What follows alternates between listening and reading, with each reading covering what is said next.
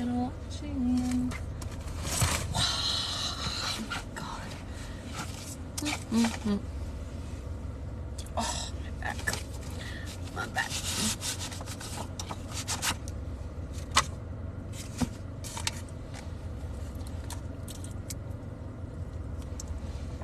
Oh, God. Sorry I'm late, y'all.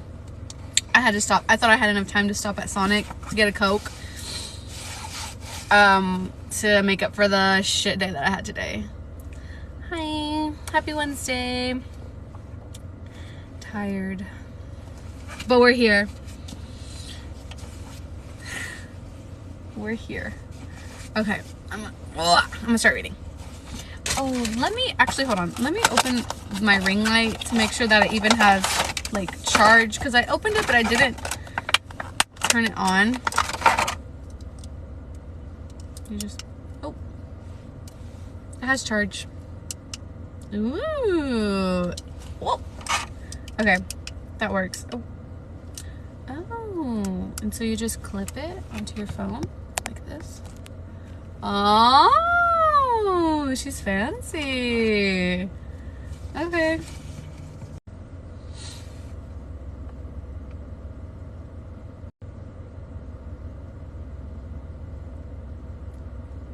No, this is just what I need. Oh no!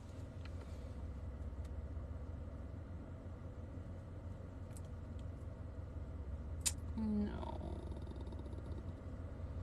Hold on, hold on.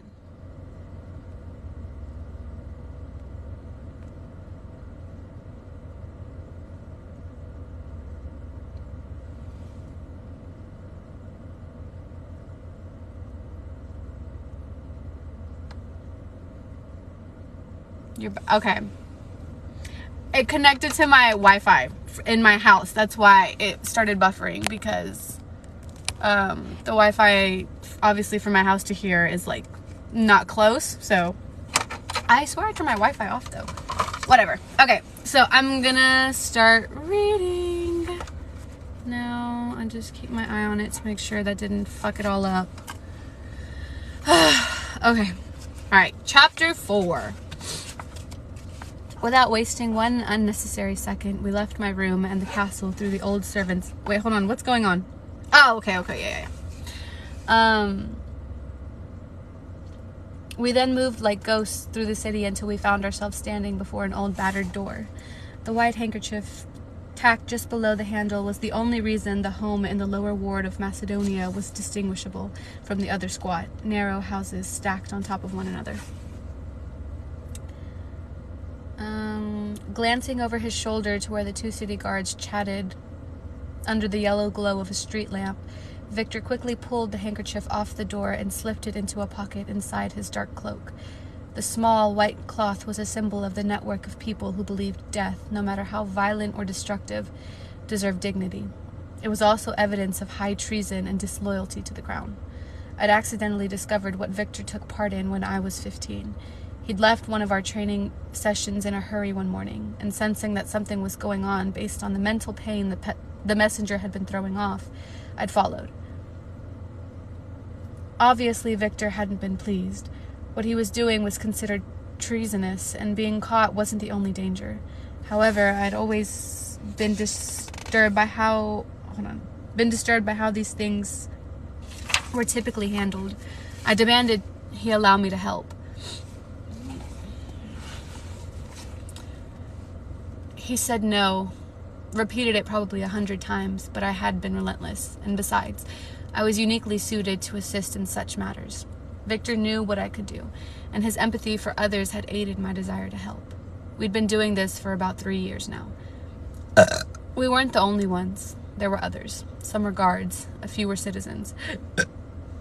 I never met any. For all I knew, Hawk could be one. My stomach dipped and then rolled before I shoved any thoughts of Hawk out of my mind. Victor quietly rapped his knuckles on the door and then returned his gloved hand to the hilt of his broadsword. A couple of seconds later, hinges creaked as the old battered door shuddered open, revealing the pale, round face and red, puffy eyes of a woman. There's a lot of y'all here today. She She might have been in her mid to late 20s, but the tense pinch to her brow and the lines bracketing her mouth made her appear decades older. The cause of her worn appearance had everything to do with the kind of pain that cut deeper than the physical and was caused by the smell wafting out of the building from behind her. Under the thick, cloying smoke of earthy incense was the unmistakable sour and sickeningly sweet scent of rot and decay, of a curse. "You're in need of aid," Victor spoke low. The woman fiddled with the button on her wrinkled blouse. Her weary gaze darted from Victor to me. I opened my senses to her. Soul-deep pain radiated from her in waves I couldn't see, but it was so heavy, it was almost a tangible entity surrounding her.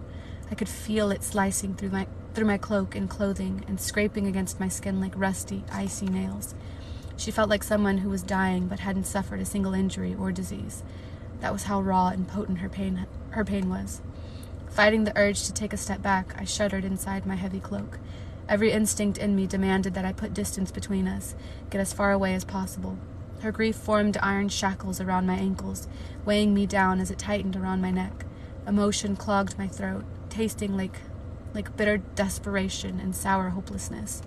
I pulled back my senses, but I had opened myself up for too long. I was turned into her anguish now.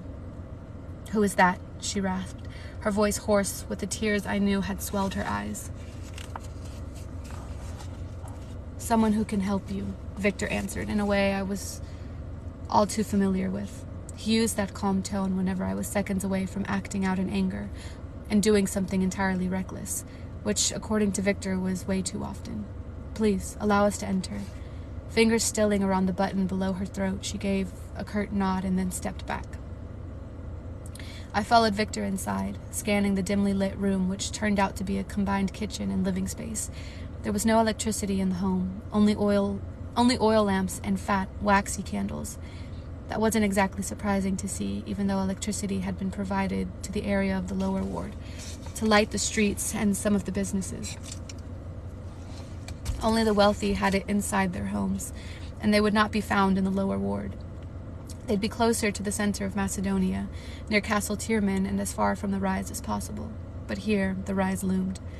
Drawing in a shallow breath, I tried not to focus on how the woman's grief painted the walls and floors in oily black. Her pain had gathered here, among the knickknacks and clay plates, quilted blankets with frayed edges and tired furniture. Clasping my hands together under the cloak, I took another breath, this one deeper, and looked around. A lantern sat on a wooden table next to several sticks of burning incense. Surrounding the brick hearth were several chairs. I zeroed in on the closed door on the other side of the fireplace, my hooded head tilted as I squinted. On the mantel, closest to the door, was a narrow spike of a blade the color of burgundy in the low light. Bloodstone. This woman had been prepared to handle this herself, and with the way she felt, that would be disastrous. "What is your name?" Victor asked, as he reached up to lower the hood of his cloak. He always did this, showed his face to comfort family or friends, to put them at ease. A lock of blonde hair fell across his forehead. I hate when they do this. I hate whenever I have a very vivid image of a character in my head and then the author describes them and it's nowhere near close to what I thought, because I pictured Victor bald. I pictured him bald with a mustache. So, now I have to re-picture him with long blonde hair. Fuck. Give me a second. It's not working. A lock of blonde hair fell across his forehead as he turned to the woman. I did not reveal myself. "Agnes," she answered, her throat working on a swallow. I heard about the white handkerchief, but I wasn't sure if anyone would come. I wondered if it was some kind of myth or a trick. It's no trick. Victor may be one of the deadliest guards in the entire city, if not the kingdom, but I knew when Agnes looked up into his blue eyes, all she saw was kindness. Who is ill?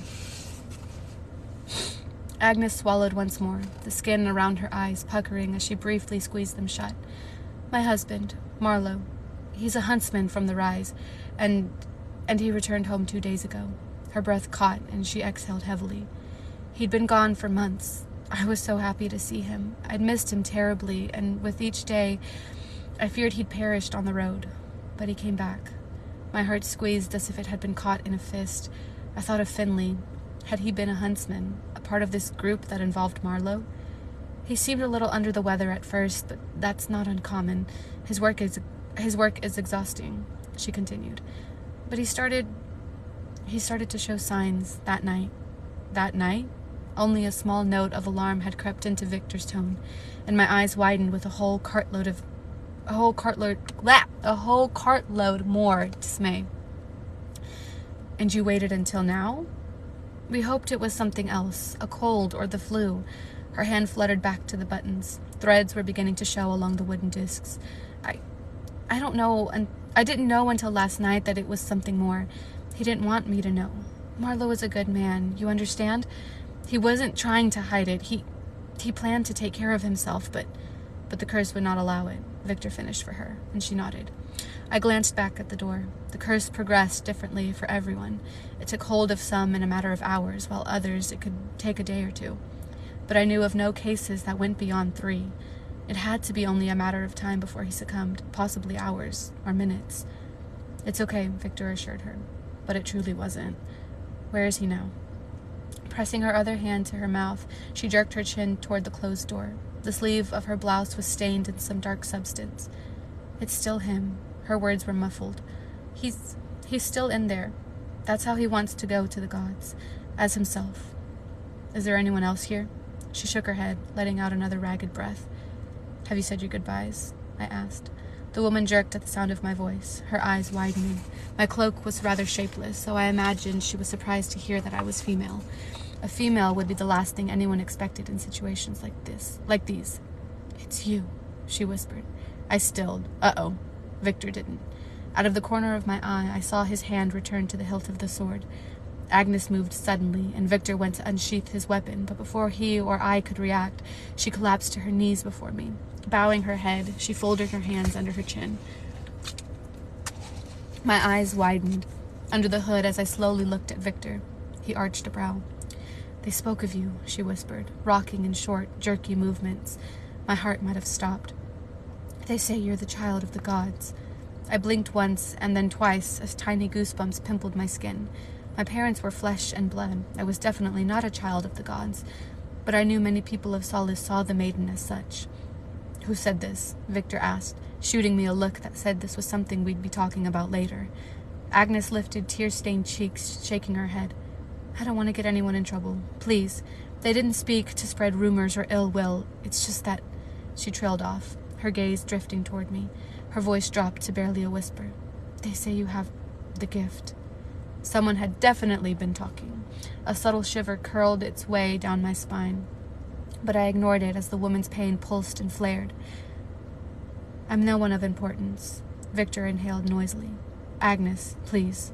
Under the cloak, I tugged off my gloves, placing them into a pocket. I slipped my hand through the opening of the heavy folds, offering it to her as I stole a quick glance at Victor. His eyes narrowed at me. I was so going to hear about this later, but whatever lecture I was bound to receive would be worth it. Agnes's gaze dropped to my hand, and then slowly she lifted her arm and placed her palm against mine. As she rose, I curled my fingers around her cool hand, and I thought of the golden, sparkling sand surrounding the Stroud Sea, of warmth and laughter. I saw my parents, their features no longer clear but lost to time, fuzzy and undefined. I felt the warm, deep breeze in my hair, the sand under my feet. It was the last happy memory I had of my parents. Agnes's arm trembled as she took a sudden, heavy breath. What? She trailed off, her mouth going lax as her shoulders lowered. The suffocating anguish retracted, collapsing into itself like a matchstick house in a windstorm. Her dampened lashes blinked rapidly, and rosy color infused her cheeks. I let go of her hand the moment the room felt more open and light, fresher.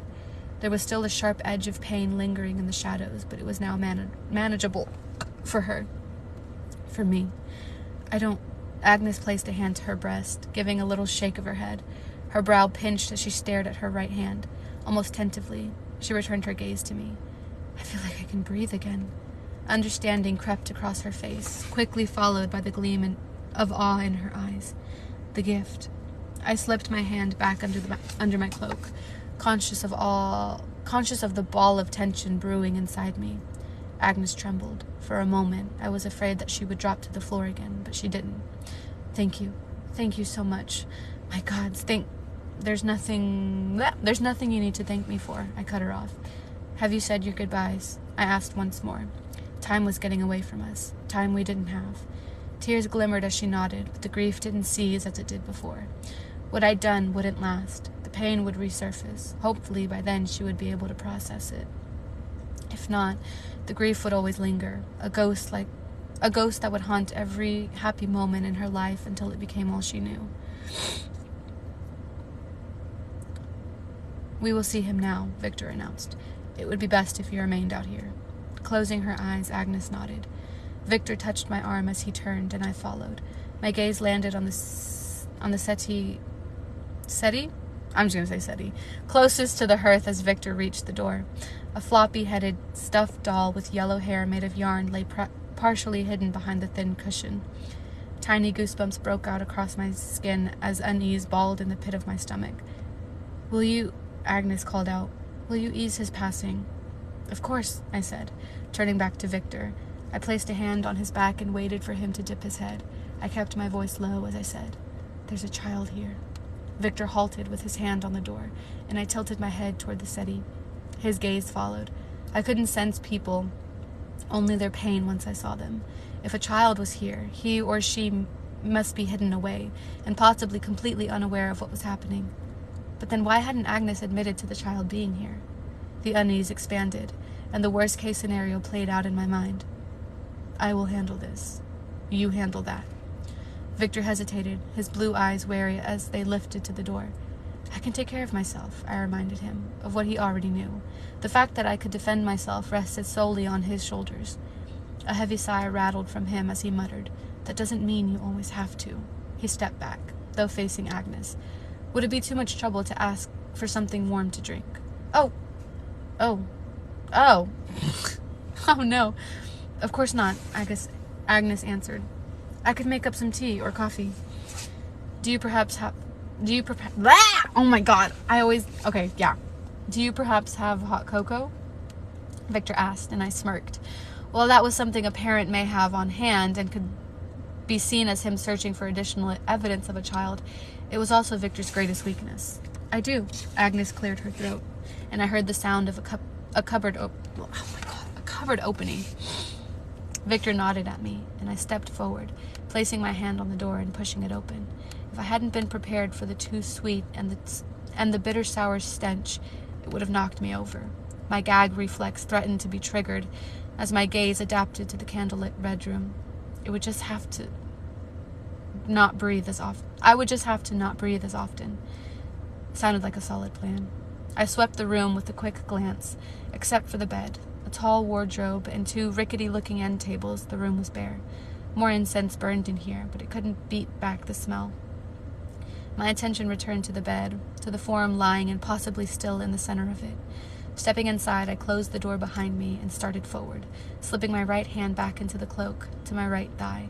My fingers curled over the always cold hilt of my dagger as I focused on the man, or what was left of him.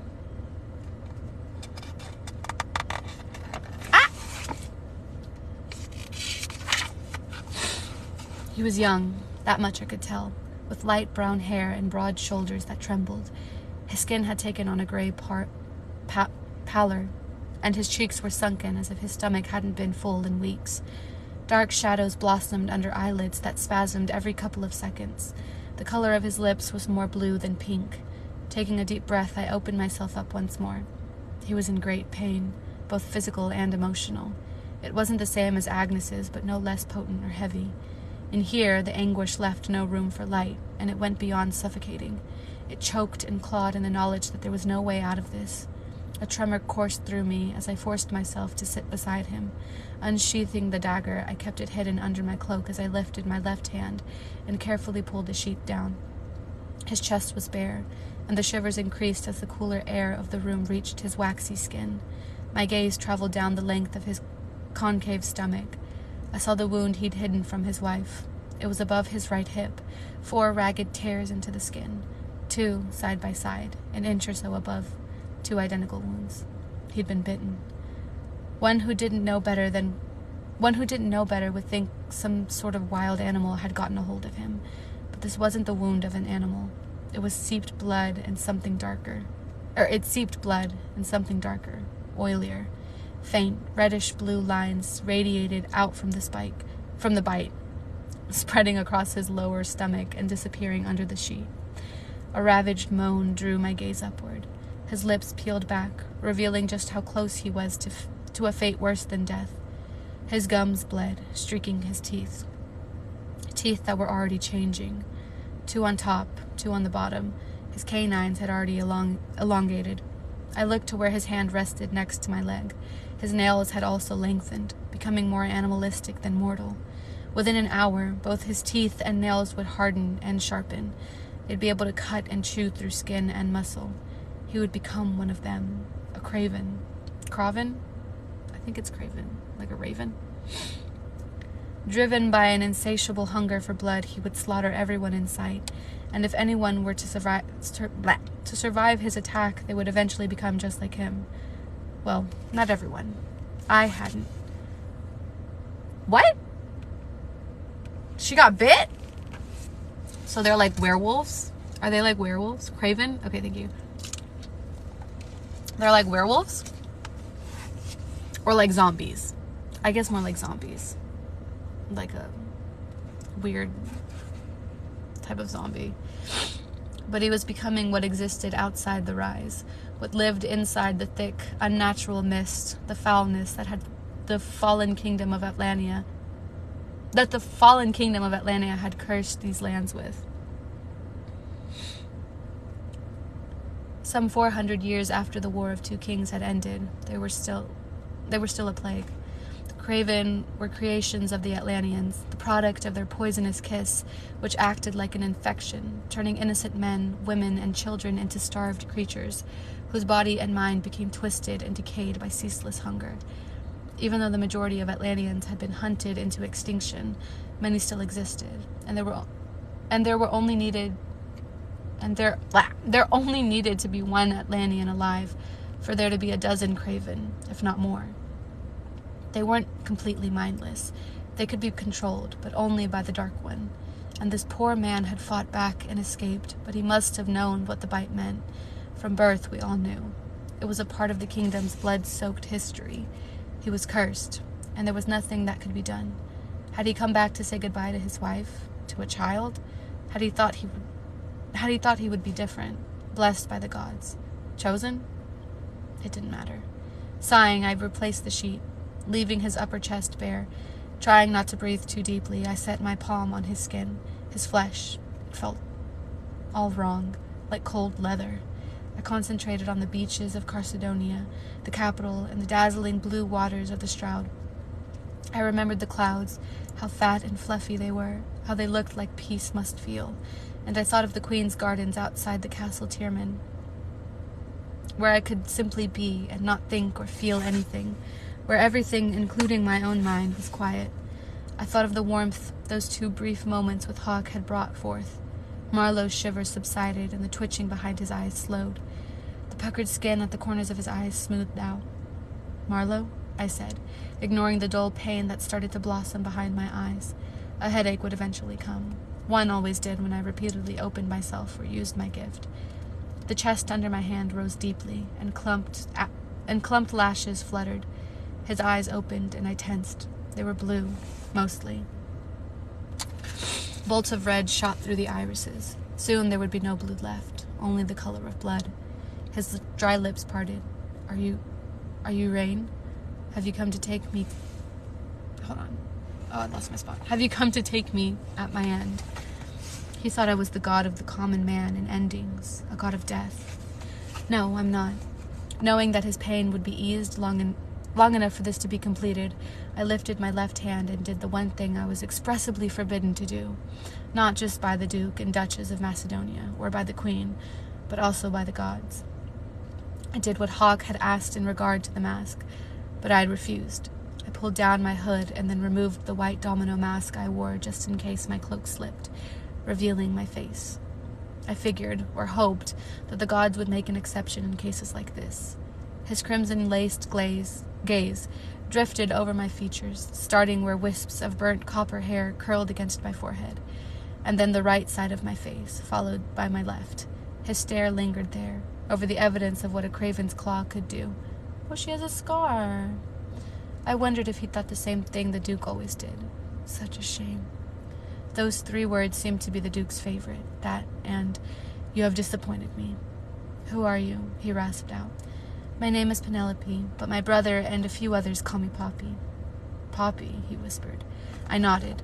It's a strange nickname, but my mother used to call me that. It sort of stuck. Marlowe blinked slowly. Why are the corners of his mouth cracked, the new wound seeping blood and darkness? Why are you here?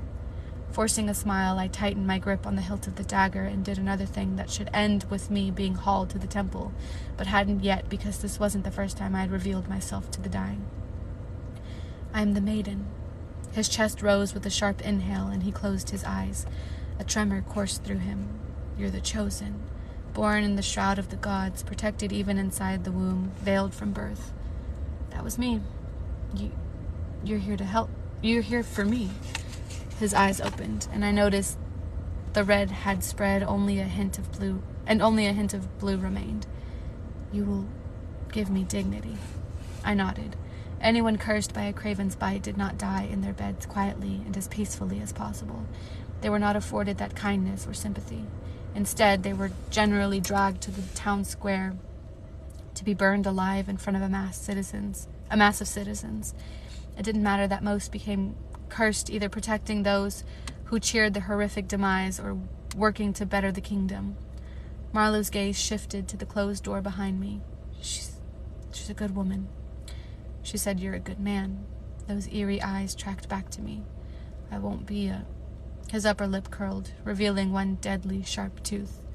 "I won't be a good man much longer." "No, you won't be." I tried to do it myself, but it's okay. Slowly, I pulled the dagger out from under my cloak. The glow of the nearby candle glittered off the deep red blade. Marlowe eyed the dagger. Bloodstone. Before any signs of the curse, a mortal could be killed in any number of ways. But once there were signs, only fire and bloodstone could kill the cursed. Only bloodstone or wood sharpened into a stake from the blood forest could kill a fully turned craven. I just wanted to say goodbye, he shuddered. That was all. I understand, I told him, even though I wished he hadn't returned here, but I didn't have to agree with his actions to understand them. His pain was starting to return, rising in sharp pulses and then ebbing. Are you ready, Marlowe? His gaze shifted to the closed door once more, and then his eyes closed. He nodded.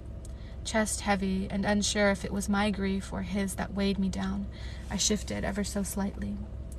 There were 2 ways to kill a craven, or someone cursed as long as you had a bloodstone blade, or wood from a blood forest tree. Penetrate the heart or destroy the brain. The former wasn't immediate. It could take minutes to bleed out. And it was painful and messy.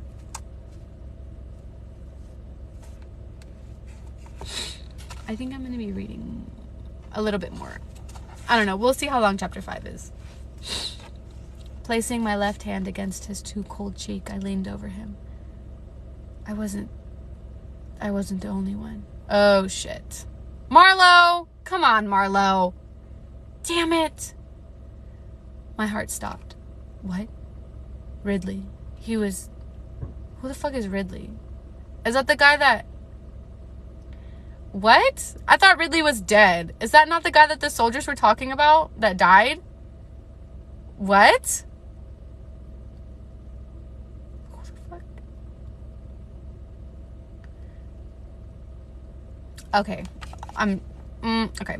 Ridley. He was bitten too. A wheezing breath left him. He wanted to say goodbye to his father. I don't know if he took care of himself or not. If this Ridley had waited until the curse began to show signs, there was no way he would have been able to do it. Whatever was in the blood of the craven of an Atlantean triggered some sort of primal survival instincts. Gods. Where does his father live? 2 blocks over. 3rd home. Blue. I think Blue shudders. But Ridley, he lives in the dorms with the others. Good gods, this could be bad. You've done the right thing, I told him, wishing he'd done it sooner. Thank you. Marlowe grimaced and his eyes opened once more. There was no more blue. He was close. Seconds. I struck as fast as the black vipers that hid in the valleys that led to the temples. The tip of the dagger sank into the soft spot at the base of his skull. Oh, she went for the head? Angled frontward and between the vertebrae, the blade pierced deep, severing the brainstem. Marlowe jerked. That was all. He'd taken his last breath before he even knew it. Death was as instantaneous as it could be. I eased the blade out as I rose from the bed. Marlowe's eyes were closed. That was one small blessing.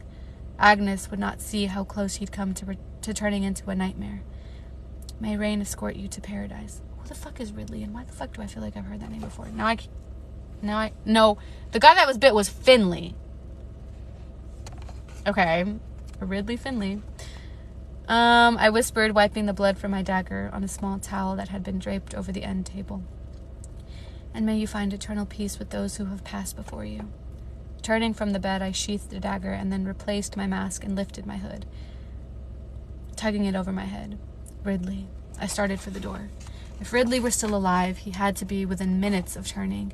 It was nighttime, and if he was in that dorm where others who were off duty slept, I shuddered. No matter how well trained they were as vulnerable as anyone else while asleep. Concern for a certain guard from the rise surfaced, and fear pierced my chest and stomach.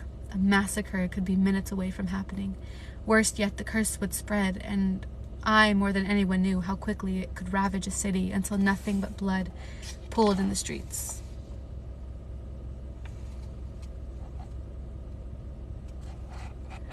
Okay, why would she name two characters like almost exactly the same name and expect me not to get them confused? Ridley and Finley? Are you kidding me?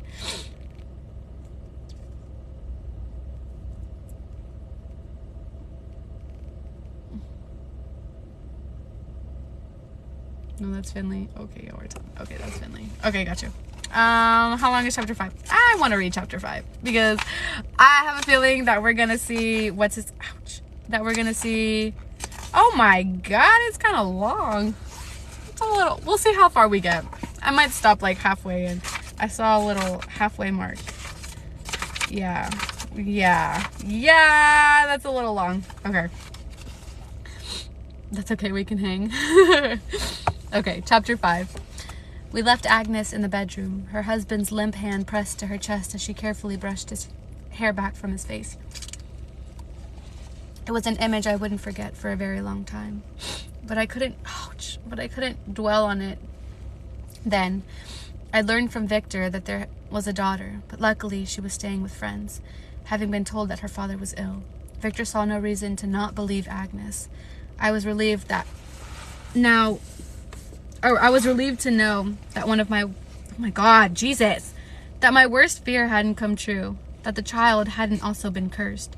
Once someone had been cursed, a bite from them would pass on the curse, and even though Marlowe hadn't fully turned, he would have been prone to uncontrollable rages and thirst from the moment he'd been bitten.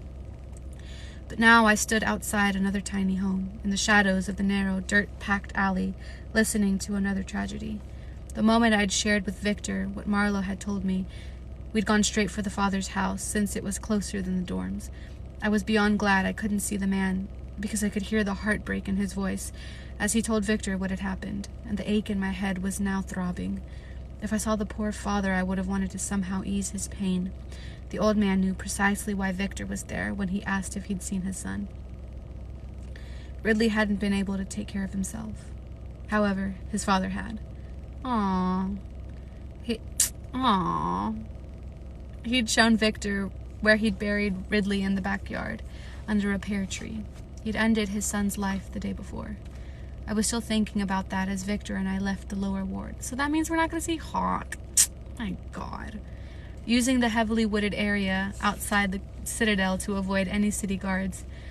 Many years ago, animals such as deer and wild boar had been plentiful in Wisher's Grove, but only the smallest critters and large predatory birds remained after years of hunting. The grove now served more or less as a border between the haves and have-nots, the thick tree line all but erasing the cramped living arrangements for the vast majority of Macedonia, from those who lived in homes triple the size of the ones Agnes now mourned in. A part of the grove closer to the center of the city had been cleared, creating a park where fairs and celebrations were held. People often rode their horses, sold goods, and picnicked on warmer days. The grove ran right into the inner walls of Castle Tierman, literally. Very few traveled the grove, believing it to be haunted by any who died there, or were they haunted by the spirits of guards, or was it the spirits of hunted animals that roamed between the trees? I wasn't sure. There were so many different versions. Either way, it worked for us because we could easily slip out of the Queen's gardens and into the grove without being seen as long as we kept an eye on the patrolling guards. That was a lot. From the grove, one could go anywhere. "We need to discuss what happened in that house," Victor announced, as we navigated the forest floor with only a sliver of moonlight to guide us. "People have been talking about you." I knew this was coming. "And you using your gift back there didn't help matters," he added, keeping his voice low even though it was unlikely we'd be overheard by anything other than a raccoon or an opossum. An opossum. I know that's how you technically say it, but I just say possum. "You all but confirmed who you were." "If people are talking, they haven't said anything," I replied. "And I had to do something. That woman's pain was unbearable for her. She needed a break." "And it became unbearable for you, too," he surmised. When I didn't say anything, he added, "Your head hurts now?" "It's nothing," I dismissed. "Nothing," he growled. "I understand why you want to help. I respect that, but it's a risk, Poppy. No one has said anything yet. Maybe they feel indebted to you, but that could change, and you need to be more careful." "I am careful," I said, even though I couldn't see his expression as he, too, had lifted his hood to cover his face. I knew he sent me a look of disbelief. I grinned, but it quickly faded. "I know what the risks are, and you're prepared to face the consequences if the Duke ever discovers what you're doing," he challenged. My stomach dipped as I toyed with a loose thread from my cloak. "I am." Victor cursed under his breath. In any other situation, I would have giggled. "You're as brave as any guard on the rise." Taking that as a huge compliment, I smiled. "Well, thank you." And just as foolish as any new recruit. My smile turned upside down. "I take my thank you back. I never should have allowed you to begin doing this." He caught a low-hanging branch, moving it aside. You know what I just thought? Victor feels like one of those characters that, is meant to die so that the character can... Oh my god, I didn't realize how crooked my piercing was. Victor feels like one of those characters that, is meant... just from the start, you know he's gonna die. You just know he's one of those characters that has to die for the main character to, do something. I just feel like he's gonna die.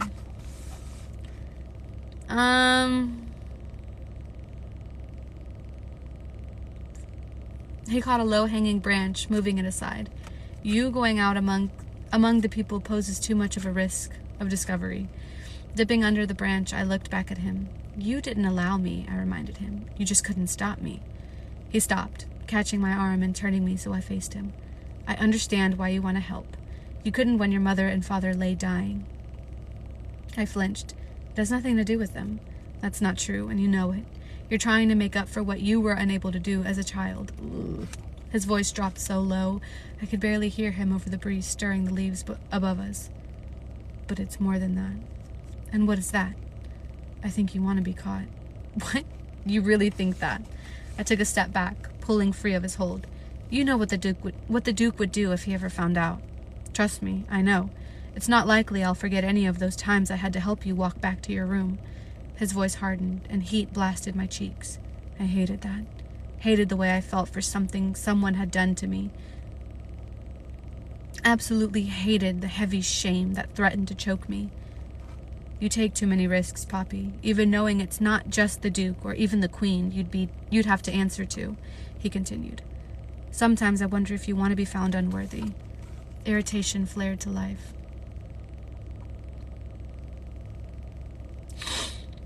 And there was a part of me that recognized it was because Victor was scraping at old wounds and getting too close to a hidden truth I didn't want to delve into and uncover. Whether I'm caught or not, wouldn't the gods already know what I do? There would be no reason for me to take additional risks when nothing is hidden from them. There is no reason for you to take any risks at all. Then why have you spent the last 5 or so years training me? I demanded. Because I know what you need to feel. Because I know why you need to feel like you can defend yourself, he shot back. After what you suffered, what you have to live with, I can understand the need to take your protection into your own hands. But if I had known that it would lead to you putting yourself in situations where you risk exposure, I never would have trained you. Well, it's too late for a change of heart. That it is, he sighed. And way to avoid what I just said. Avoid what? I asked, pretending ignorance. You know exactly what I'm talking about. Shaking my head, I turned and started walking. I don't help those people because I want the gods to find me unworthy. I didn't help Agnes because I hoped she would tell someone and it would get out. I helped them because it's already a tragedy that doesn't need to be compounded upon being forced to watch their loved ones be burned to death. I stepped over a fallen tree limb, my headache worsening. However, it had nothing to do with my gift and everything to do with the conversation. Sorry to ruin your theory, but I'm not a sadist. No, he said from behind me. You're not. You're just afraid. Whipping around, I gaped at him. Afraid? Of your ascension. Yes, you're afraid. There's no shame in admitting that. He came forward, stopping in front of me. At least not to me. But to others, like my guardians or the priests, it wouldn't be something I could ever admit. They would see that fear as being sacrilegious, as if the only reason I'd have to be afraid would be due to something horrible and not the fact that I had no idea what would happen to me upon my ascension, if I were to live or die. I closed my eyes. I understand, Victor repeated. You have no idea what will happen. I get it. I do, but Poppy, whether you take these unnecessary risks on purpose or not, regardless of if you're afraid or not, the end result will not change. All you will do is incur the Duke's wrath. That is all. I opened my eyes and saw nothing but darkness. Because no matter what you do, you're not going to be found unworthy, Victor said. You will ascend.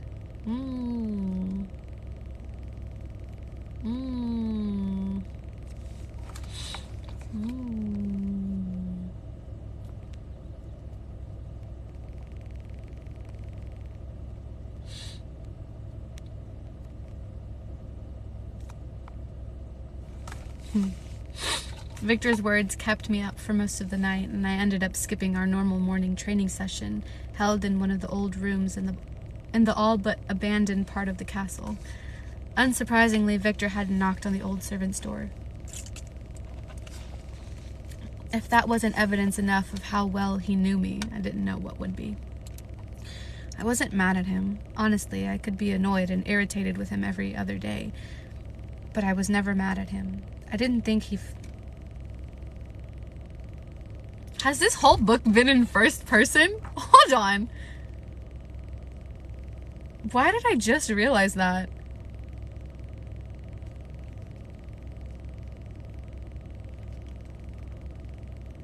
Yeah, this whole book has been in first person.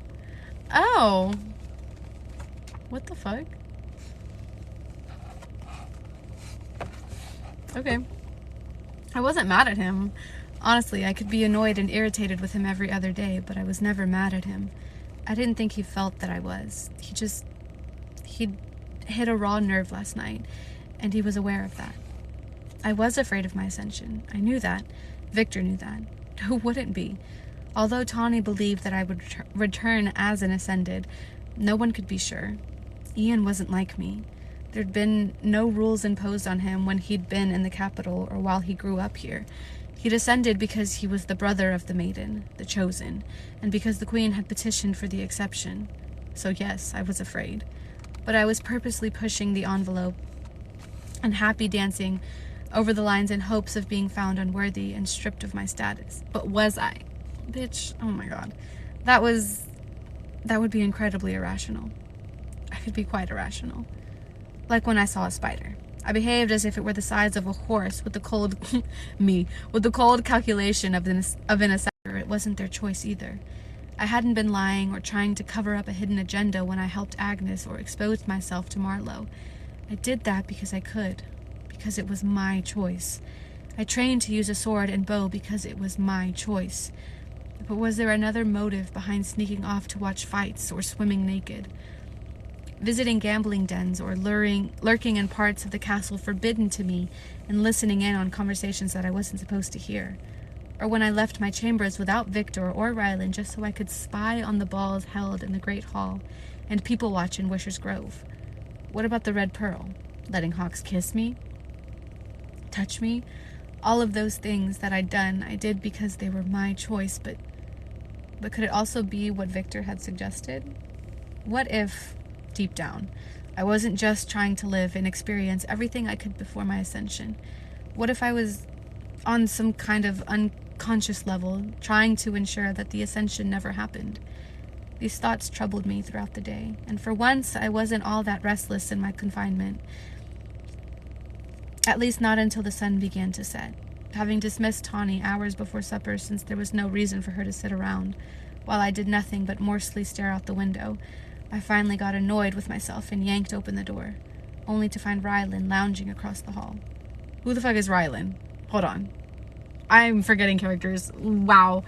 Who's Rylan? Who's Rylan, y'all? Who's Rylan?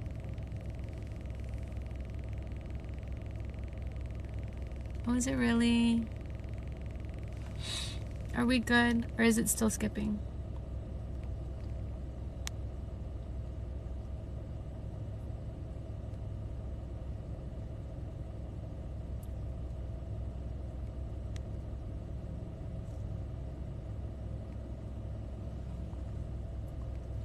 Oh, so we're back. Okay.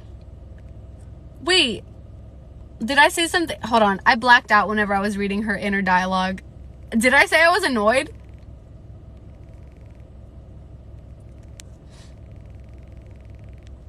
I think that's another reason why I don't usually like books that are in first person, because there's a lot of like inner dialogue and sometimes I don't really like it.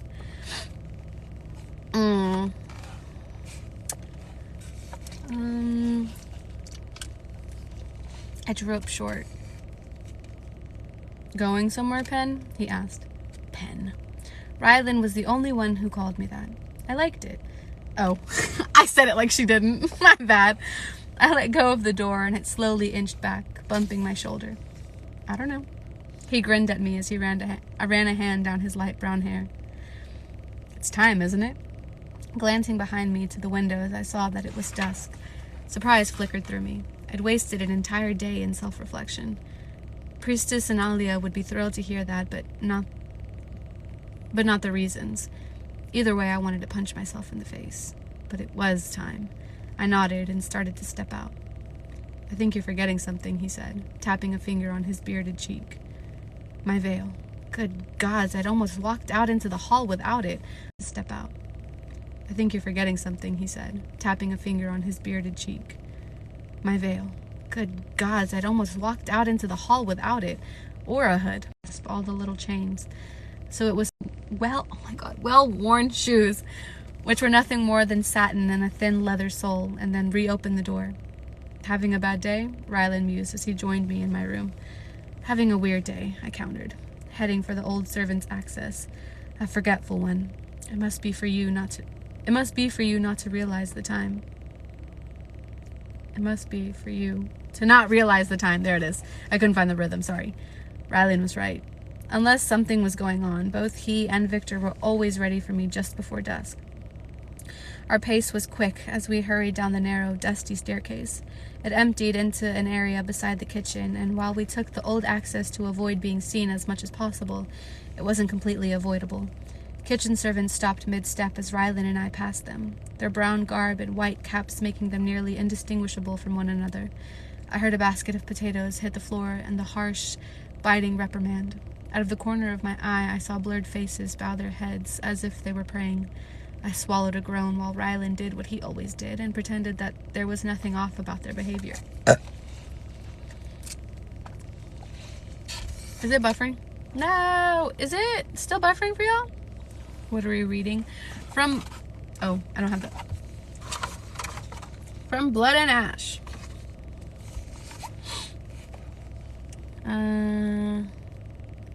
You're the child of the gods. Agnes's words came back to me. The only reason they thought that was because of the veil and the paintings and various artworks representing the maiden. That and how often it was that they didn't see me. We started toward the banquet hall. From there, we could enter the foyer and be able to access the Queen's garden. There'd be more servants, but there really wasn't any other way to access it from within the castle that didn't require scaling a wall. We made it halfway past the long table when one of the many doors on either side opened behind them. Behind us, maiden. A wave of goosebumps spread over my skin in revulsion. I recognized that voice, and I wanted to keep walking, to pretend I'd suddenly lost my hearing. But Rylan had stopped. If I kept walking, it wouldn't end well for me. Oh, is it the Duke? Inhaling deeply, I turned to face Lord Brendol Mazine. I didn't see what I was sure most saw. A dark-haired man who appeared to be in his mid-20s, handsome and tall. I saw a bully. I saw a cruel man who had long ago forgotten what it was like to be mortal. Unlike the Duke, who seemed to despise me without cause, I knew precisely why Lord Mazine found such glee in harassing me. Ian. And it all stemmed from the vainest, most inconsequential thing possible. A year before my brother ascended, he'd bested Lord Mazine at a game of cards, to which the Lord had ungraciously accused Ian of cheating. I, who probably shouldn't have even been present for the game, had laughed. Mainly because the Lord was utterly terrible at poker. From that moment on, the Lord had sought to irritate both Ian and me whenever he got the chance. It only got worse once Ian ascended and the Lord began to assist the Duke with his lessons. Dude, seriously? Over a fucking game of poker? What the fuck? Clasping my hands together, I said nothing as he strode toward me, his long legs encased in black breeches. He wore a black dress shirt, and the darkness of his clothing created a striking contrast against his pale skin and lips the color of ripe berries. His eyes, I didn't like to look into them. They seemed fathomless and empty. Like all ascended, they were such a dark black that the pupils weren't visible. I wondered what his eye color had been before he ascended, or if he even remembered. The Lord may only appear to be in his second decade of life, but I knew he'd ascended after the War of the Two Kings, along with the Duke and Duchess. He was hundreds of years old.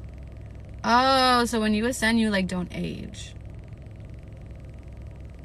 At all. Gotcha. Lord Mazine gave a tight, close-lipped smile when I didn't respond. I'm surprised to see you here. Just taking her evening walk, Rylan replied, tone flat, as she is allowed. Eyes like shards of obsidian narrowed on the guard. I didn't ask the question of you. I didn't ask... Yeah, I said it right.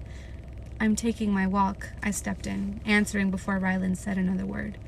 That unnerving, fathomless gaze shifted to me. You're going to the garden? One side of his lips quirked when surprise flickered through me.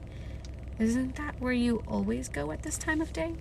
I did, and it was more than a little disconcerting that the Lord was aware of that. I nodded. She must be on her way now, Rylan interjected. As you know, the maiden must not linger. In other words, I wasn't allowed to interact, not even with the ascended. The Lord knew that, but he disregarded it. The maiden must also be respectful. I wished to speak with her, and I'm sure the Duke would be most disappointed to learn that she was unwilling to do so. My spine straightened as a wave of anger swept through me so swiftly, I almost reached for the dagger strapped to my thigh. The reaction shocked me in a way. What would I have done with it if I hadn't stopped? Stabbed him? I almost laughed, but none of this was funny. His thinly veiled threat of speaking to the Duke had been effective. The Lord had backed both Rylan and me into a corner because even though I was not supposed to interact, the Duke didn't hold Lord Mazine to the same rules as others. If I walked away, I would be punished. So would Rylan. And while my punishment wasn't something to take lightly, it would be nothing compared to what Rylan would face. He could be removed from the royal guard, and the Duke would ensure that it was known that he had fallen out of the Duke's favor. Rylan would soon be unemployed and therefore dishonored. It wouldn't be the same as being exiled, but his life would become measurably more difficult. I squared my shoulders. I would love nothing more than to speak with you. A look of smugness settled on his handsome features, and I wanted nothing more than to kick him in his face. Come, he reached out, curling his arm over my shoulders. I wish to speak in private. Ryland stepped forward. It's okay, I told him, although it really wasn't. Looking over him, I willed him to listen. Truly, it is fine. Ryland's jaw hardened as he stared at the Lord, and I could tell he wasn't remotely happy about this, but he nodded curtly. I'll be right here. Yes, you will, the Lord replied. Gods. Not all ascended were like the Lord, who wielded his power and station like a poison-tipped sword. But Lord Mazine wasn't even the worst example. He steered me to the left, nearly causing a servant to drop the basket she carried. He seemed completely unaware of her as he strode forward. Whatever hope I had that he planned to speak to me a few steps away ended quickly as he took us into one of the shadowy alcoves between the doors. I should have known. He swept aside thick white curtains and all but pulled me into the narrow space, where the only source of light was a small sconce, above a thickly above a thickly cushioned chaise. I had no idea what the purpose of these half-hidden rooms was, but on more than one occasion I'd found myself trapped in them. I stepped back, a little surprised that the Lord allowed it. He watched me, the smirk returning as I positioned myself so I was close to one of the curtains. He sat on the chaise, stretching out his legs as he folded his arms across his chest. Heart thumping, I chose my words carefully. I really cannot linger. If someone were to see me, I would be in trouble with Priestess Analia. And what would happen if the good priestess of the temples were to hear you were lingering? He asked, his body appearing loose and relaxed, but I knew better. Appearances could be deceiving. The Ascended were fast when they wanted to be. I'd seen them move in a manner that made them nothing more than a blur. Would she report such misbehavior to the Duke? He continued. I do so enjoy his lessons. Disgust was a weed taking root inside me. Of course, he enjoyed the Duke's lessons. I'm not sure what she would do. It might be worth discovering, he mused idly, at least for me. My fingers curled inward. I don't wish to displease the Duke or the priestess. His lashes lowered. I'm sure you would not. A sharp, stinging pain radiated out from where my nails dug into my palms. What is it that you wish to speak to me about? You didn't ask your question appropriately.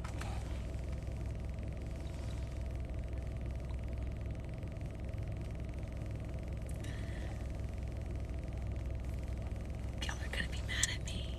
Y'all are gonna be mad at me. Y'all are gonna be mad at me.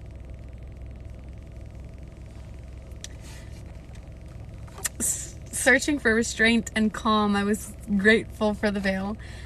If he could see my face in its entirety, he'd know exactly what I was feeling. Which was red hot, burning hatred. I didn't know why the Lord found such great entertainment in harassing me, why he found such enjoyment in making me uncomfortable. But he'd been this way the last several years. He was worse toward the servants, though. I'd heard the whispered warnings to new staff.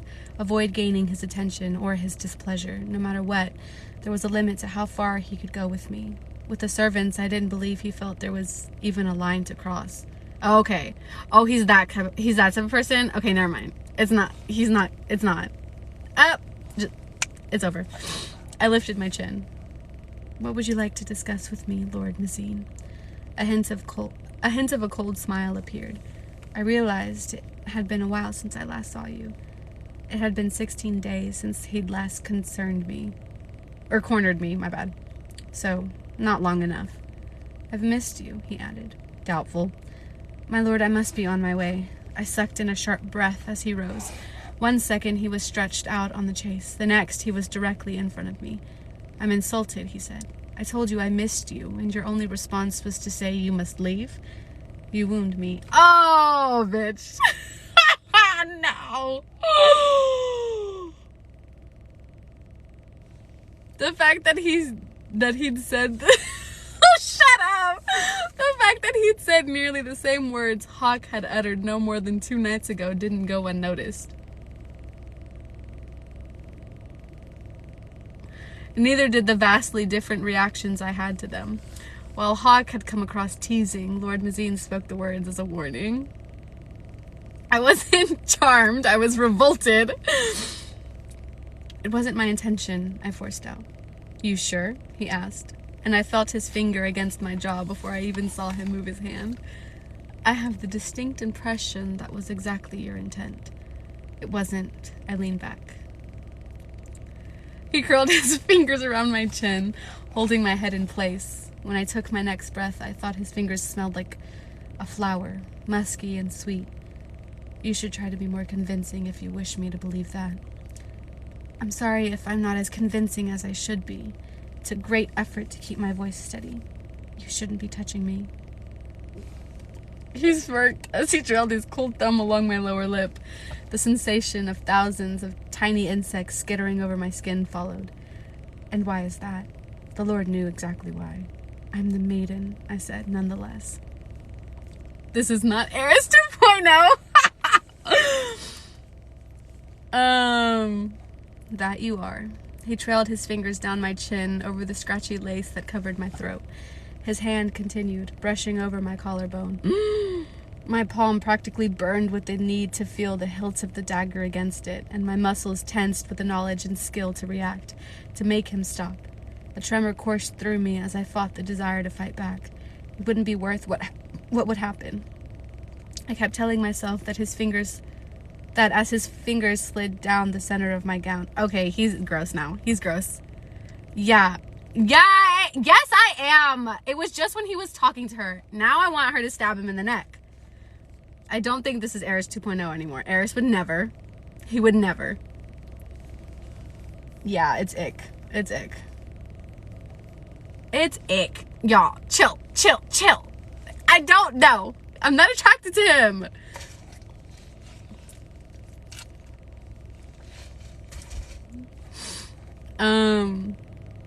It wasn't just the fear of punishment. If I showed what I was capable of, the Duke would learn that I had been trained, and I doubted it would take any large leap of logic to determine that Victor was responsible. Yet again, whatever I faced would be nothing compared to what Victor would. But I could only tolerate so much. Y'all, I don't think he's hot anymore. I didn't think he was hot. I thought what he was saying was hot.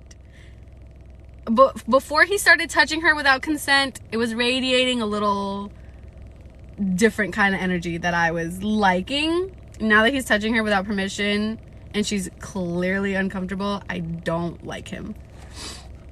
I took a step back, putting distance between us. Lord Mazine tilted his head and then chuckled softly.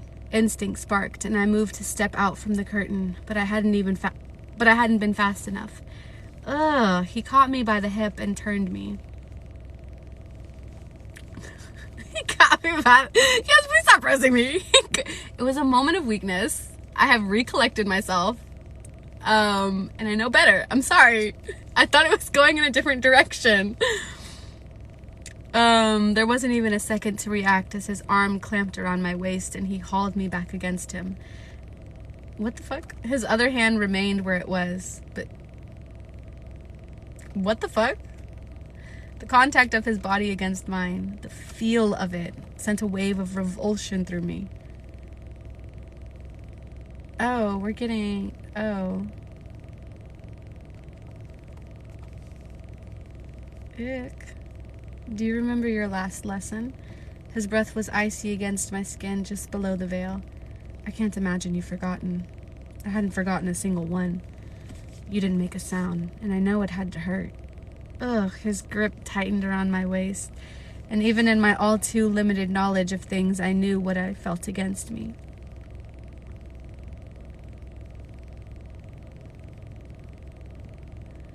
What the fuck is going on? What the fuck is going on?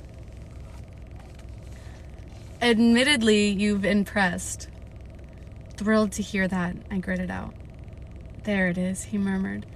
There is that tone, unbecoming of the maiden.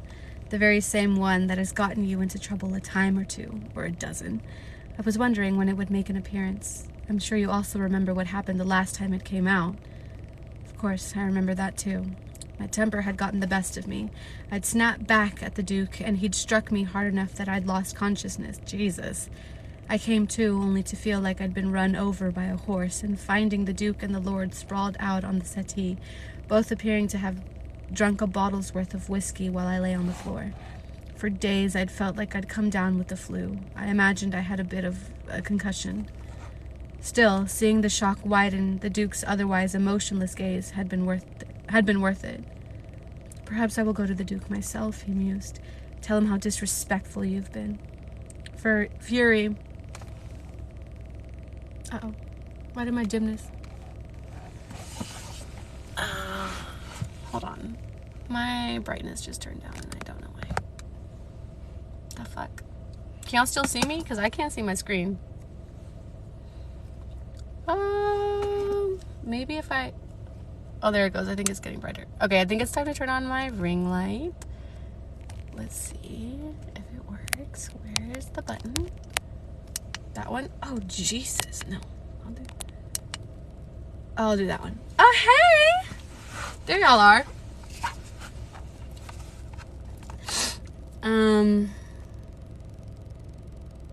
My fury boiled my blood as I stared at the gray stones of the wall. Let me go, Lord Mazine. You didn't ask nicely enough. Oh, his hips pressed against me, and my skin flushed with rage. You didn't say please. There would be no way I'd say please. Consequences be damned, I'd had enough. I was not his toy. I was the maiden, and while he was incredibly faster and stronger, I knew I could...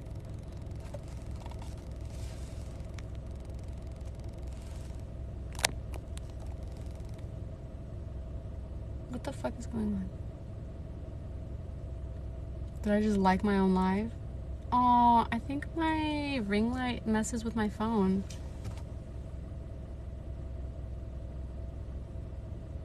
What the fuck? Okay, anyway.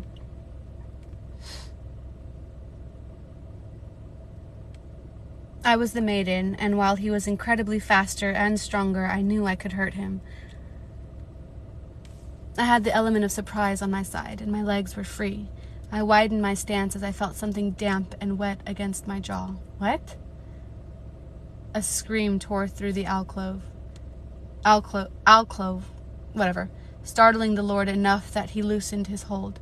I tore free and spun to face him, my chest heaving as I slipped my hand through the slit in my gown to the hilt of the dagger. The Lord muttered something under his breath as the screams came again, high-pitched and full of terror. Taking advantage of the distraction, I darted out from behind the curtain instead of unsheathing the dagger and slicing off what I was sure...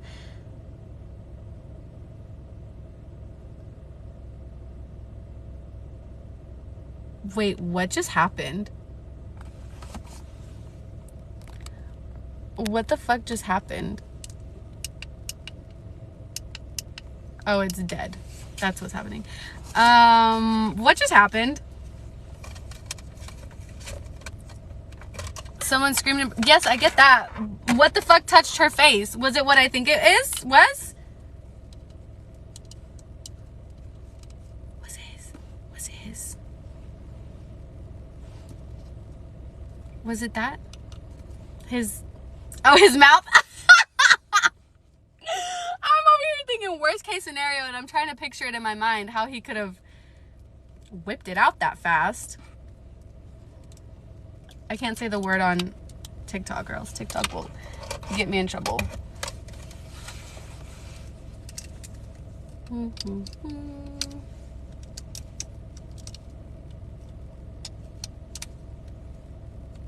This is what I get for not charging my things straight out of the box. There it goes.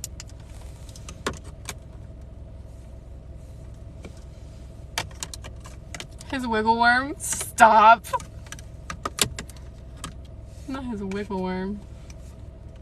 Whatever, I can't use it. Ah, booey. Whatever.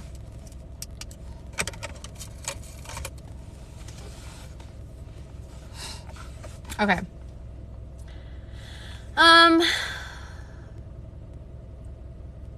I tore free and spun to face him, my chest heaving as I slipped my hand through the slit of my gown to the hilt of the dagger. The Lord muttered something under his breath as the screams came again, high-pitched and full of terror.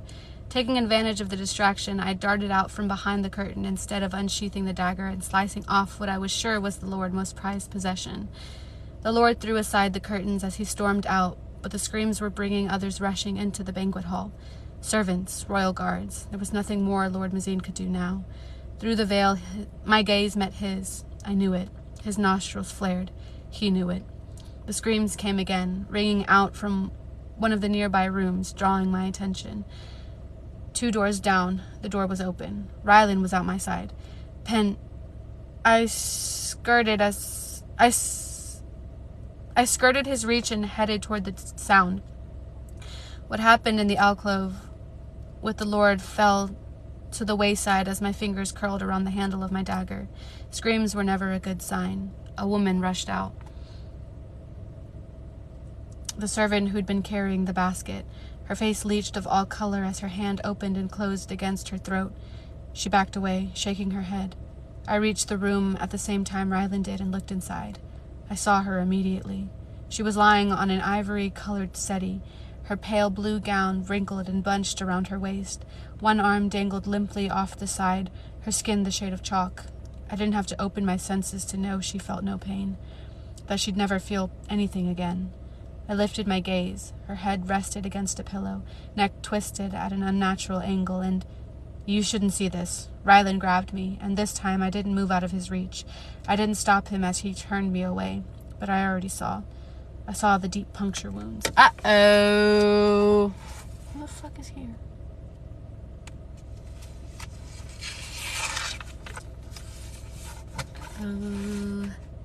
Oh, that's it. Chapter... What?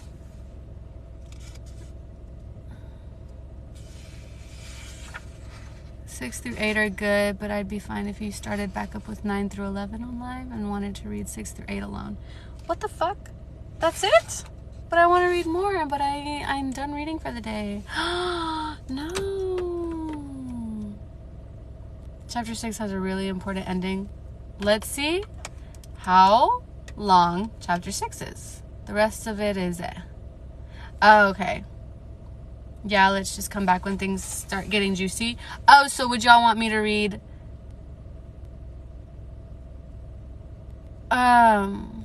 Would y'all want me to read 6, 7, and 8 by myself? So I can read 6 by myself, 7 by myself, and 8 by myself, and pick back up on 9. Read 6 and then read 7 through 8 alone. Oh, so 6 is like a good chapter. 6 through 8 are important, but 9 through 11 is real good. Okay. Yes, chapter 11 is a must read on live though. Okay. Okay, so I'll just read 6. So 6 through 6, 7, and 8 by myself. And then I pick back up and read 9 through 11 to y'all. I can do that. When will you learn that they are your legacy? Yeah, do that. Okay. Okay. Sounds good. So then we are done for today. Maybe record yourself at the end of 6. Okay. I'll do that. Record myself. Unless you're gonna read 6 now. No, I just looked through it and 6 was really long.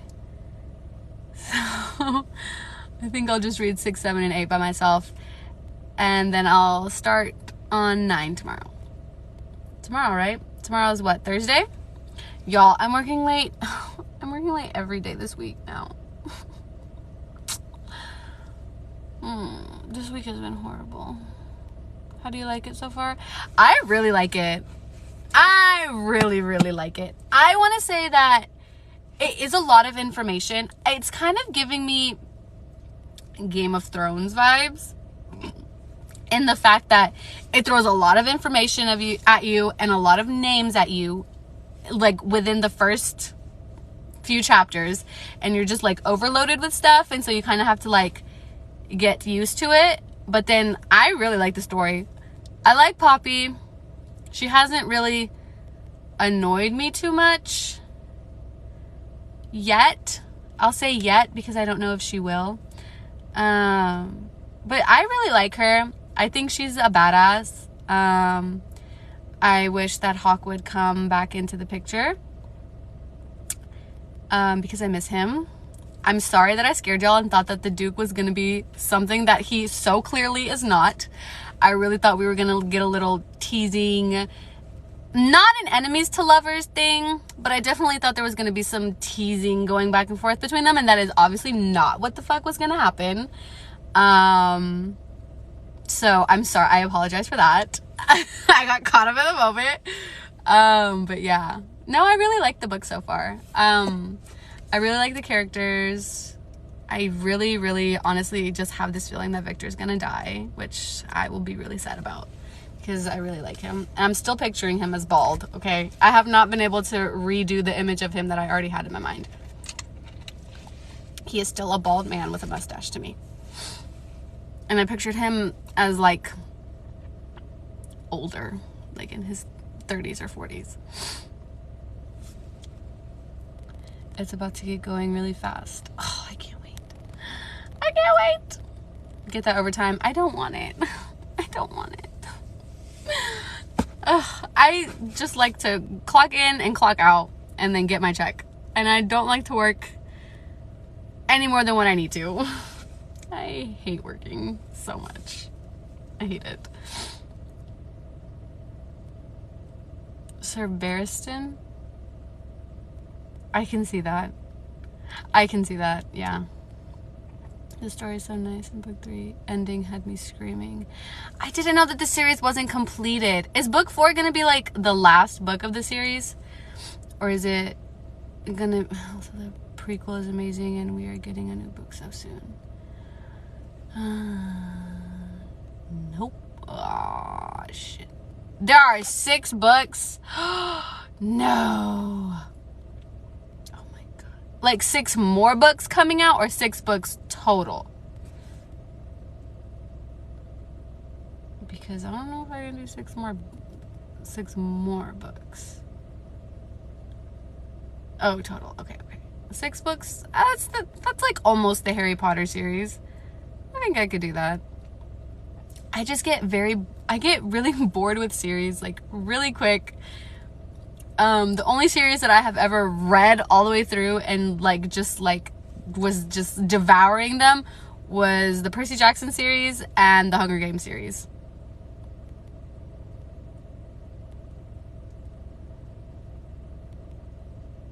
Read that after 3. Oh, okay. Wow. I just got here. Ah, we're done. We just finished reading. We got up to chapter 6 and From Blood and Ash, and then I will read 6, 7, and 8 by myself. And actually, I'm gonna say that because I don't know if I'll read 6, 7, and 8.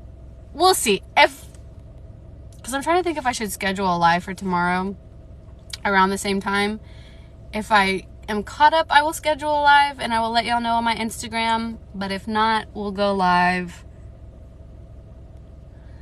Oh shit. I can't go live on Friday.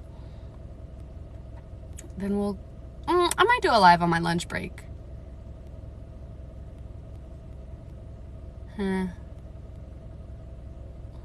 We'll see. I'll let you guys know on my Instagram. How are you liking the book so far? I love it. I mean, I'm thinking about it while I'm at work, and I'm like, I just want to read, and I want to read with y'all. Okay, but 9 through 11 have to be together. Gotcha. I will read 9 through 11 together with y'all. But yeah, I'm thinking about it at work, and I'm trying to come up with theories about ascensions and stuff. But ironically, I don't think I have enough information to start making theories. So we'll see. I have a working theory right now that I'm pretty sure Victor is going to die. Just because of their history and how they're just like, I don't know. It's like a very specific thing that these characters have that I've never been able to put my finger on. But there's just someone that there's just like a character that you get to know and you're just like, you're going to die. Like, I know for a fact that you're going to die. Like, it's just a thing. Maybe I'm wrong. I probably am wrong. But, like, I always feel like I feel this way about a certain character. I'm just like, you're probably going to end up dying. And then they always usually end up dying. Yeah. They usually end up dying. And I want to ask y'all if he is. Yeah, like the found parent trope, or like the super loving parent, either a parent figure or like a parent that is just like so sweet to them and they love them so much and they're just so good. And you're just like, I know you're gonna die. Like the moms in anime, they're just like, they usually always end up dying because they're just so sweet and loving to their child. And the character has to get trauma from somewhere.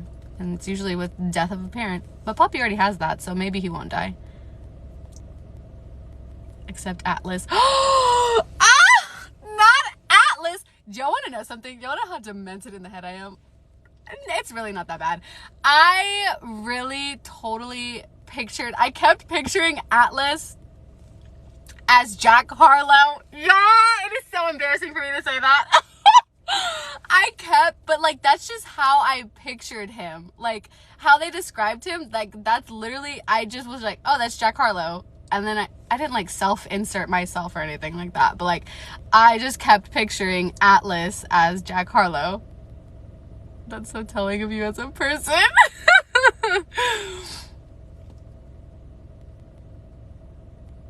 That's fun. Y'all have no idea how much I love that man. I love Jack Harlow. I love Jack Harlow. Have you watched the anime Fruits Basket? No, but I have heard a lot about it and I really want to watch it. I've been in an anime slump and I'm really sad because I love anime and like I want to watch it. But I just haven't been able to get into another one. But y'all, I'm so sorry. Attack on Titan comes back in like what, 4 days? 3 or 4 days. And I am so sorry for the person that I will become for this last season. Oh my God. I'm gonna be a mess. A mess. Yeah, I'm so sorry. It's gonna be a lot. I will react to it because I had blown up a couple times on like anime TikTok because I was reacting to Attack on Titan episodes and like posting TikToks about it. So I probably will post more reaction videos. Those reaction videos are easier to edit down than my lives are. That's why I don't do live reaction videos anymore of just like compilations of like my funny reactions from my live readings, because my live readings are so long and I hate just going through like an hour-long footage like video and just finding like the funny parts and putting them together. I don't like doing it, so I stopped doing it. But Attack on Titan, I used to do them because the episodes were only like 20 minutes, so it really wasn't that hard. But yeah, I can't do the live compilations anymore. They suck to edit.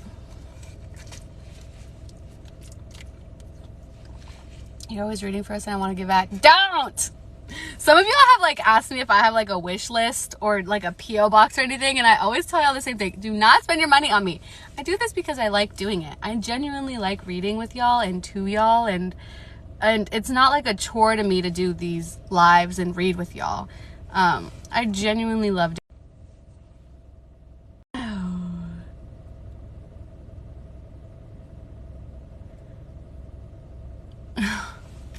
Y'all are so sweet.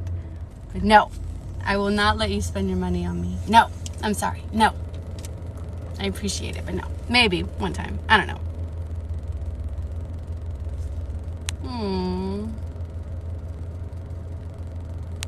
Y'all are sweet. Oh, there's a plane going up. Don't make me investigate you. No, literally, Ale, for my birthday, she was like, let me buy you something off your wish list. And I was like, no. And then she was like, okay, do you like coffee? And I was like, yeah, I like coffee, thinking that there was going to be no way that she could possibly send me anything. And she freaking got me like this gift card to Starbucks. And she was like, I sent it. It's in your email. And I was like, what the hell? Yeah. But I did enjoy it. Thank you, Ale. She did. She sent me a whole gift card. Let me see the different. Hold on. I'm like holding my ring light while it charges. But I lost the button. Oh, there it goes. Is that better? Oh, that's not better.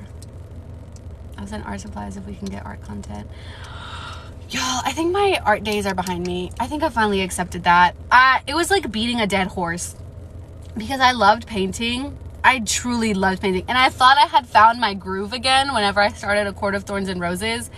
And then I painted and I remembered why I stopped. I did that one painting video that one time and I remembered why I stopped. Because I am so hard on myself whenever I do art. And yes, I end up finishing the painting, and yes, most of the time they come out looking pretty good. Like, they're not like amazing, but they come out looking pretty good. But the process that it takes to actually get something out is so exhausting. And so I was just like, I started painting to help my mental health and to help with that harsh criticism I have for myself, and I think it just made it worse. And so I just stopped, and I was like, I don't think I can do this anymore. Oh yeah, I did Starfall, my bad. Yeah. But it sucks because I really wanted to get better, but I feel like I was getting better in like my art capabilities, like my abilities in drawing and painting. I was getting better, but up here it was like, it sucks. You're not doing it right. And it was just doing more harm than good. So I stopped. So I've been trying to like think of like, but also I don't think I'm going to do YouTube anymore because the process of filming and editing, I can't stand. I hate it so much. I hate it so much, y'all. I cannot stand filming and editing videos, like long videos. I hate it. So I really like my blog. And I really like what I have going on now, like on my website. I really like that because I'll just sit in front of a computer or in front of my laptop and I'll just type my feelings away and it's all a big mess. And then I go back and I fix it all. And there's no like super long time consuming editing or anything like that. It's just literally, I love writing and I can do it and it comes so naturally to me. And so I just do it and I don't even think about it. And so that's why I really feel like I'm going to stick to my blog and not so much YouTube. Day in the life TikTok vlogs, I would be up for that because TikTok is super short and it's super just to the point. So that's why I've been sticking on TikTok too, because it's not like, I'm not editing hours of footage or anything like that. So yeah, I could do a day in the life. I just can't film any of my kids, so I'd have to film at like while I'm at work during like nap time or something, because that's usually when I read. Oh, and I started, y'all, I feel like I haven't actually talked to y'all in forever. I started back up with, I don't have the cover page on it because I hate cover pages on hardback books. They're just more hassle than they're worth. The Witch's Heart again. I have started this book about 3 or 4 times, and I always get distracted by another book and I forget all about it. And then I'm done with that book and I'm like, oh, I should read The Witch's Heart. And then I don't. 3 books at once? How do you do that? Okay, so honesty time. Whenever I'm not doing lives, I will read another book because, okay, okay, hold on. Let me articulate my words. Let me think about what I'm going to say. So I read series to y'all, like series books, I read to y'all on live. But when I'm not doing live, I still want to read something. So that's when I pick up like, what are they called? Like only one book. Like one book things. Oh my God. Fuck. I know that there's a word for it, but I can't think of it right now. Anyways, I read non-series. Standalones. Yes. Thank you, Ale. Standalones. I read standalone books to myself whenever I'm not doing lives for y'all. And it helps because if I were just reading this book, if I were just reading From Blood and Ash to y'all, I would be reading the juicy bits to myself without y'all. Like, it's just like an itch that I need to be scratched. So to scratch that itch, I read standalones to y'all. I can only do that with audiobooks / read book combo. Yeah. So I carry 2 books in my tote bag at all times. And they're not thin books either. Like, they're pretty thick. So yeah. So this is, I do this for y'all. This is for y'all. So that I don't read the good parts to myself whenever, you know, I'm not live for y'all. Can I see your tote bag? Absolutely. Hold on.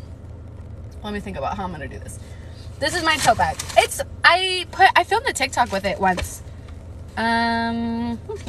It's dark. Hold on. This is my tote bag.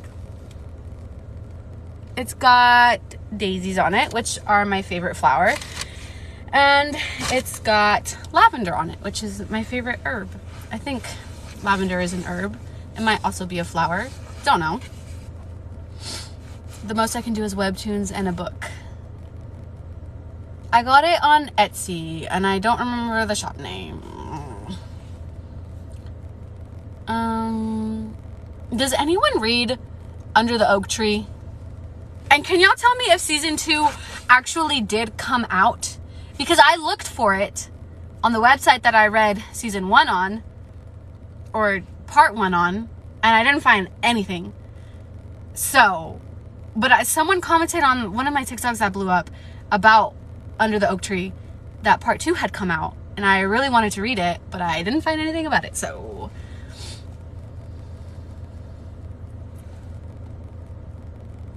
I wanted to read Under the Oak Tree after seeing your TikTok. You absolutely should. It's so good. It's so good. So good. The main character has a stutter. Like, she just has a disability. So it's not like annoying or anything. She just has a stutter. Some people complained about that said that they didn't like it, but I honestly didn't have a problem with it. She didn't stutter because she was like a shy girl. She stuttered because she has like a actual thing. Can you explain the plot? Absolutely. So hold on. Can I explain the plot? Hold on. It's about a girl who marries a. Hold on.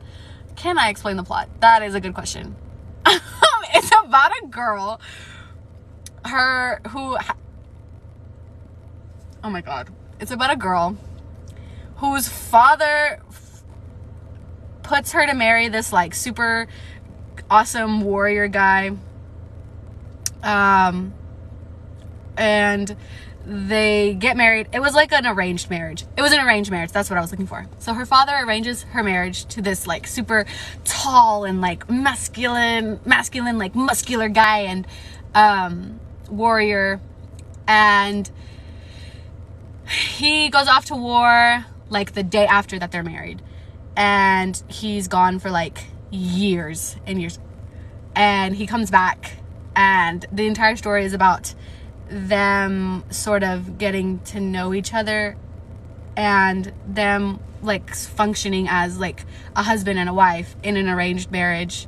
And she has a lot of like trauma because her father was abusive, and she has a lot of like insecurities, and like a stutter came out of that because she's so just like insecure about herself, and she's very like closed off to a lot of people, and so it kind of works through that, and it builds their relationship as like a married couple, and it's really sweet. I really like it. Yeah, she doesn't feel like she deserves her husband or to be happy. She feels like she doesn't deserve anything, and it's just like her father in her head. And yeah, she's afraid that her husband will end up abusing her. Thank you guys for helping me out. I am the worst when it comes to like speaking live. Yeah, it is. I really like it. A lot of people have a lot of issues with it, I saw from my video. And I really didn't think it was anything like too bad. Riftan is a dream. I love, that is how I picture Azriel, and I love him. But yeah, if you're not one of those people that like gets annoyed with like a stutter, then I really think you should read it. It's really sweet. What are we reading? I just finished reading. Hold on, which book is it? This one.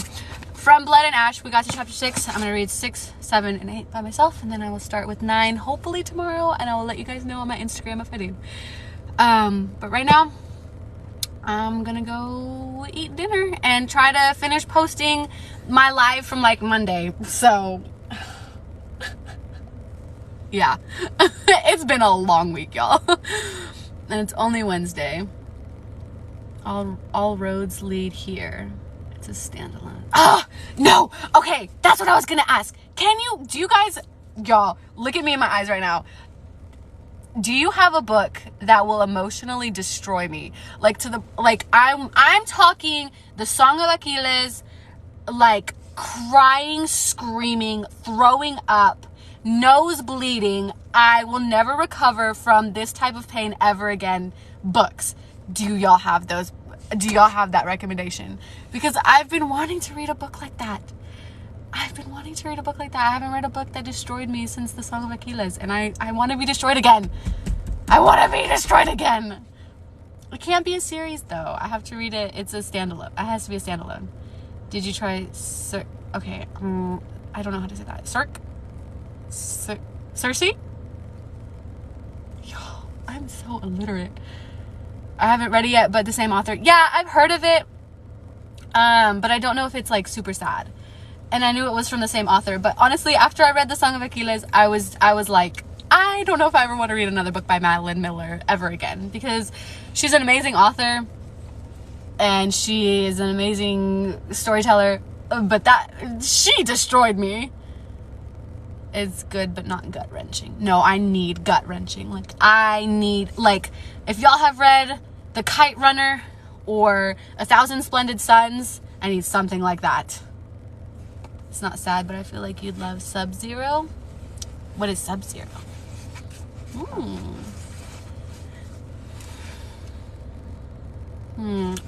Okay, hold on. I still have those recommendations, those books. Y'all gave me recommendations on one live that I had. And, oh, it's a webtoon. Okay, I'll look it up because I have been wanting to read more webtoons too. Anyway, so I have okay, so I know Den of Vipers is not sad. I know that one is like super smutty. Curse of the Gods, Game of Fate, Touch of Darkness. I have Touch of Darkness. I'm not gonna lie, you guys. I'm not feeling it. It's reading a lot like fan fiction right now to me, and I don't like it. Oh, it has dragons? Ooh, then I'm in. If it has dragons, I'm in. But yeah, I don't think I'm gonna be able to finish Touch of Darkness. It's reading a lot like fan fiction to me right now. And what am I talking about? I don't need book recommendations right now. But I do. I want book recommendations right now. Touch of Darkness isn't good, but her newest is better. Yeah, it's like all right. And I really had high hopes about it. I'm really sad. From Blood and Ash, I'm already reading that. Throne of Glass. Y'all have been killing me with these Throne of Glass. Like, y'all are banging on my window telling me to read that series. They're in a sort of arranged marriage. Oh, is that from Sub-Zero?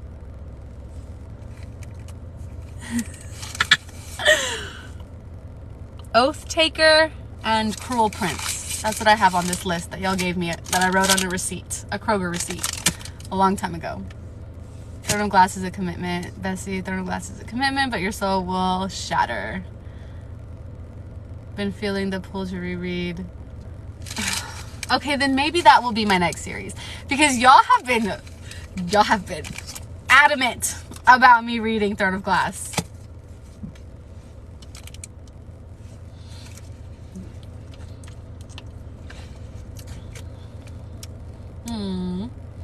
Okay, so here's what I'll do.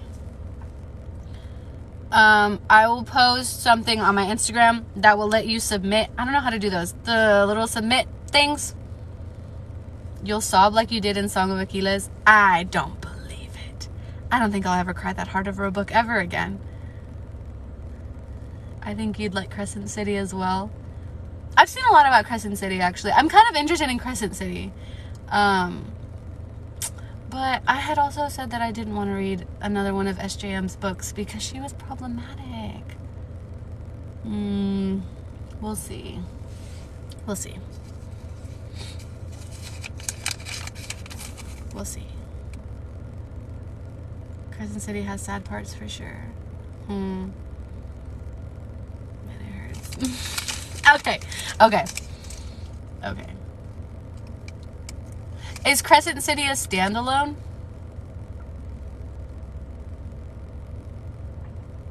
Or is there... Is it like a standalone? No? Oh, y'all, I can't read series by myself. I have to read series with y'all. 4 books. Jesus. I don't see how authors just shit books out like that. Like...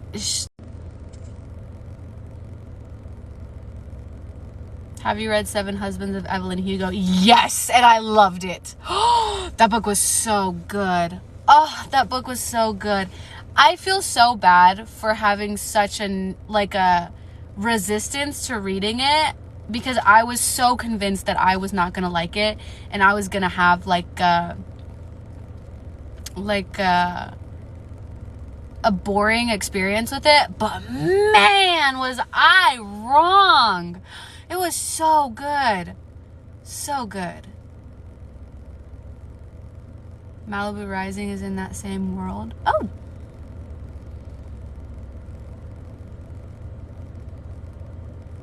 November 9th are all your perfects. I'll post like a Instagram thing. I know that there's something on Instagram where you can people can send stuff send stuff to you. So I'll just post something like that on Instagram and ask for recommendations, and then that way y'all can really think about it and not have to come up with something on the spot. Kingdom of the Wicked. Ooh. I'm so happy I'm reading again. I love reading. And I missed it. Okay, so yeah, I'll do that. And hopefully I'll see you guys tomorrow. I'll try to read 6, 7, and 8 tonight. It's about Italian witchcraft. Hold on. I got a pen. And I'm gonna write it down. Hold on. Fuck. Where did my receipt go? Oh, it's right here. Okay. Kingdom of the Wicked.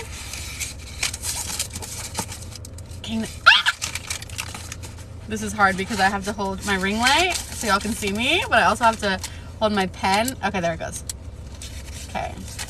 Is Kingdom of the Wicked a standalone?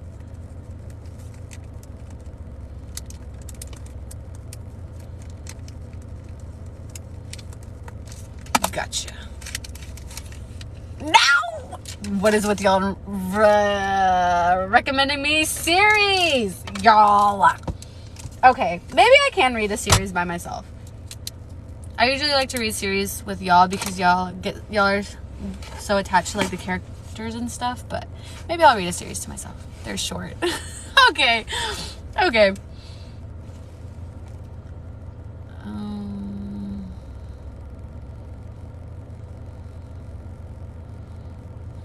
Okay. All right. So I'm going to go eat dinner now. Thank you guys for joining again. Hopefully I'll see y'all tomorrow if I do my job and read 6 through 8 to myself today.